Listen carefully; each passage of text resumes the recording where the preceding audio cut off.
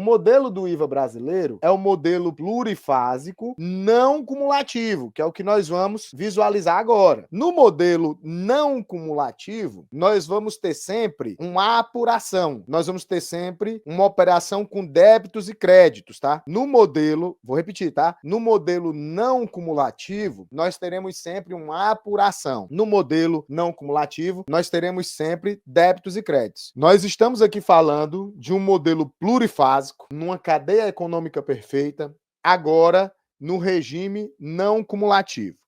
Sempre que nós pensarmos em não cumulatividade, nós vamos ter uma sistemática de débitos e créditos. Então, vamos supor aqui no primeiro exemplo que o atacadista, a indústria vendeu para o atacadista por R$1.000. O IVA no Brasil, vamos supor que ele fique com a alíquota de 26,5%, né? Que foi aquela que estava prevista no PLP, na trava. Então, vamos aplicar aqui 26,5%. Se a gente aplicar a alíquota de 26,5%, nós temos um IVA de R$265. Esse valor, ele é débito para a indústria, ele é um débito para a indústria, mas quem está pagando esse valor é o atacadista no momento da sua aquisição. Só que, com o split payment, R$1.000 vai direto para a indústria, R$1.000 vai direto para a indústria, e os R$265 vai para o fisco. Por quê? Porque existe o split payment. Então, esses 265 vêm a débito para apuração da indústria, mas vem de forma simplesmente escritural, porque ele já vai gerar ali o valor que foi devido pela indústria, com base nos créditos que ele acumulou nas suas aquisições. A indústria é o único da nossa etapa que nós não temos o crédito aqui calculado, tá? Já para o atacadista, esse valor que ele pagou de R$265, inclusive, repito, tá? Dentro da sistemática do split payment, e considerando que foi utilizado um CST 000 na tributação do Código de Classificação Tributária 000001, que conforme a nossa tabela aqui, ó, é uma tributação integral, com a classificação de tributação integral, ou seja, aplicável à maior parte das operações, nós teremos um valor de R$265, que dentro da apuração pré-assistida do atacadista, entrará crédito na apuração do atacadista. Quando esse atacadista vender para o varejista por R$2.000, nós vamos ter a incidência do IVA mais uma vez, né? R$2.000, vamos aplicar os 26,5% da alíquota, 26,5%, mais uma vez, repetindo a sistemática que vai nos acompanhar durante toda a etapa da cadeia. Split Payment, CST 000, tributado integral, e classificação tributária 000001, tudo tributado integral. Nós temos a parte, esses R$2.000 que está sendo pago pelo varejista, quando ele está adquirindo do atacado, aonde os R$2.000 vai para o atacado e os 530 vai diretamente para o fisco. Esses 530 vêm para apuração a débito, nós vamos ter débito menos crédito, então nós temos 530 menos os 265, então nós temos 265 de tributo, ou seja, o nosso IVA, o Imposto sobre Valor Agregado, ele vai fechar bem bonitinho no final e vocês vão visualizar isso, tá? Mas vejam, primeira etapa da cadeia deu 265, segunda etapa da cadeia também deu 265. Na terceira etapa da cadeia econômica, nós temos o varejista. O varejista adquiriu por R$2.000, pagou na operação 2.530, mas teve o split payment. 530 para ele é crédito. mas quando ele vender agora por R$ 3.000 para o consumidor final, nós vamos ter a operação sendo tributada a uma alíquota de 26,5%, valor da operação R$ 795. Esses R$ 795 significa que o valor total da operação é R$ 3.795, é o valor que será desembolsado pelo consumidor final, sendo que R$ 795 vem a débito para apuração. Quando nós fizermos débito menos o crédito, nós chegaremos no valor de R$ 265.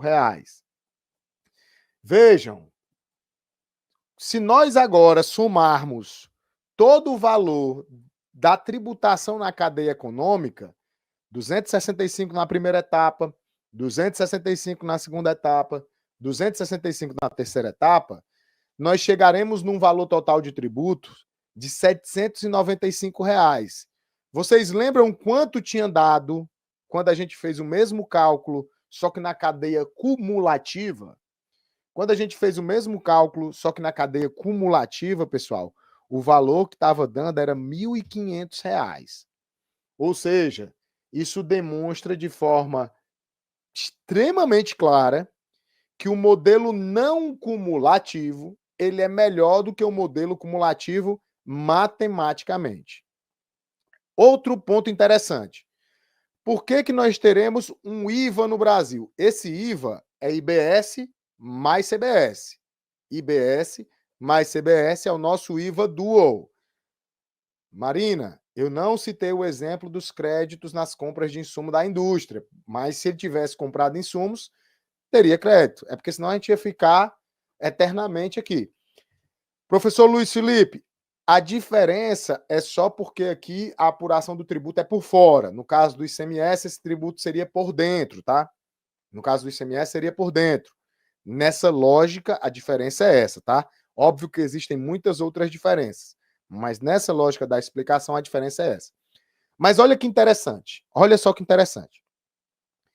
IVA é imposto sobre o valor agregado. O atacadista comprou por 1.000, vendeu por 2.000. Quanto ele agregou ao produto? Quanto ele agregou ao produto? Ele agregou ao produto R$ 1.000. Se ele agregou ao produto, vou fazer um cálculo aqui bem bonitinho para vocês verem que legal, tá? Vejam só. Se ele agregou ao produto R$ 1.000, quanto é a alíquota que nós utilizamos, hein? 26,5. 26,5. Então, 26,5.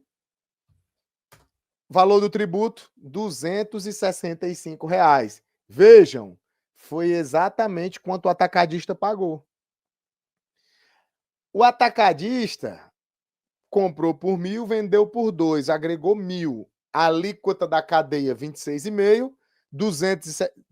26,5 sobre 1.000, 265. Foi exatamente quanto ele pagou.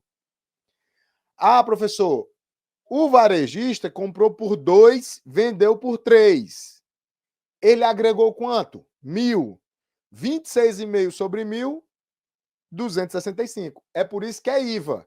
O tributo incide exatamente sobre o valor agregado. Pessoal, isso aqui também homenageia um princípio muito importante que foi incorporado ao nosso sistema tributário, que é o princípio da neutralidade. O que é o princípio da neutralidade? Ele propõe IBS e CBS são gravados pelo princípio da neutralidade. Os tributos, eles devem influenciar minimamente, ou nem deveriam influenciar, o seu comportamento de consumo. Então, quando você vai adquirir um produto, você não deveria levar em consideração tanto o tributo, porque ele deve ser neutro, deve tributar somente o valor agregado.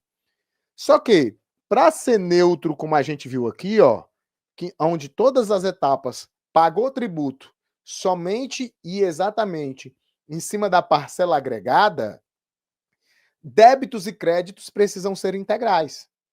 Vocês concordam comigo? Se a gente tiver uma redução de crédito ou se a gente tiver uma redução de débito, isso já quebra. Por exemplo, vou dar um exemplo simples, tá? Vamos supor que ao invés de R$ 1.000, ao invés de R$ 265, a gente tem aqui uma isenção. Ou melhor, vou trabalhar com a redução de alíquota. Vamos trabalhar com a redução de 60%. Então, a alíquota de 26,5, vou reduzir 60% da alíquota. 26,5 menos os 60%.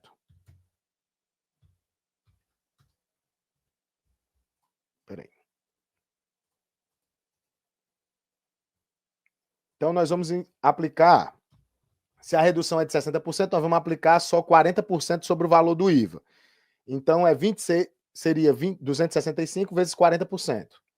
Então, é esse valor aqui, ó, vezes os 40%, porque nós temos uma redução de 60%, né? Então, o valor do tributo seria só 106. Então, o crédito do atacadista seria só 106. Ou seja, o valor do tributo aumentou. Em vez de 265, foi para 424. Percebam, para que a neutralidade seja alcançada, a gente não deveria ter exceções. Para que a neutralidade seja alcançada, a gente não deveria ter reduções como a gente teve.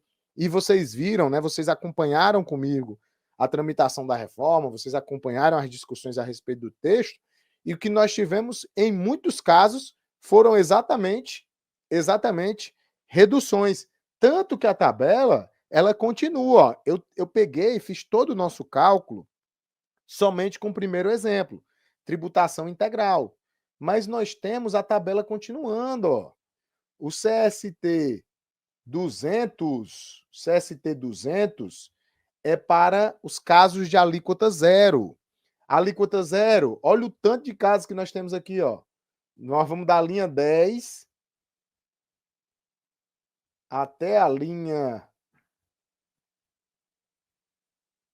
34. Não, 34 não. Até a linha 32 aqui, só de alíquota zero. Então, quais são as hipóteses de alíquota zero que a planilha trouxe? Ó? Reduzida a zero, as que estão previstas lá no anexo 4. Reduzida a zero, casos de emergência de saúde pública. Reduzida a zero, aquelas que estão lá no anexo 14, com as respectivas classificações do NCM. Reduzida a zero, as classificações de NCMs quando adquiridos por órgãos da administração pública. Então, tem um bocado aí de redução a zero. Além das reduções a zero, nós temos o quê? Casos de isenção, casos de imunidade,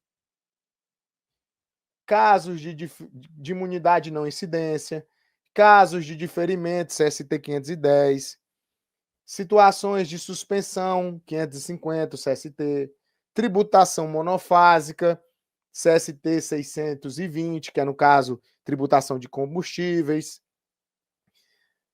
transferência de crédito, CST 800, casos de ajustes, crédito presumidos a partir da Zona Franca de Manaus, 810. E tem o outros. Ó, o outros não tem nenhum dispositivo legal, né? Porque o outros é utilizado de forma completamente residual, tá, pessoal? O outros deve ser utilizado de forma completamente residual. E aí, gostou desse vídeo? Então vou fazer o pedido de sempre, você já sabe. Clique em curtir, se inscreve no canal, ativa as notificações. Nós estamos com uma meta de agora atingirmos a marca de 70 mil inscritos. Então participe, eu conto com a sua ajuda. Vai lá, se inscreve e eu te vejo no nosso próximo vídeo.